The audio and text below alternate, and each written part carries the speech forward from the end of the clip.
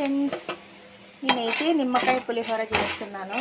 అందులో అయితే పల్లీలు, మినప్పప్పు, శనగపప్పు, ఎండుమిరపకాయలు వేసి తాలింపు వేస్తున్నాను. అలాగే పచ్చిమిరపకాయలు, వెల్లుల్లి మిక్సీ పట్టి పెట్టుకున్నాను అనమాట. బాగుంటుంది, ఎందుకంటే నిమ్మకాయ పులిహోర కారం కారంగా ఉంటుందన్నమాట. కట్ చేసేసే కంటే ఇలా పేస్ట్ చేసి వేయడం చాలా బాగుంటుందన్నమాట నిమ్మకాయ పులిహోరకి.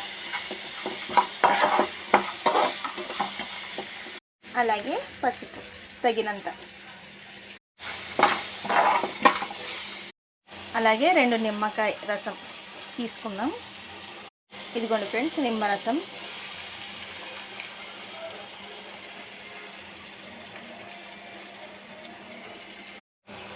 నిమ్మరసం కూడా వేసేసాం కదా. కొద్దిసేపు నుంచి అన్నంలో వేసి పులిహోర కలిపేయడమే.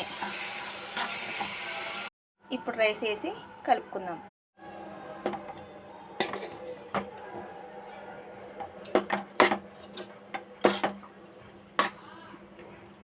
చూసారు కదా ఫ్రెండ్స్, నిమ్మకాయ పులిహోర రెడీ అయిపోయింది. ఎంత బాగా కనిపిస్తుంది కదా, కలర్ఫుల్గా.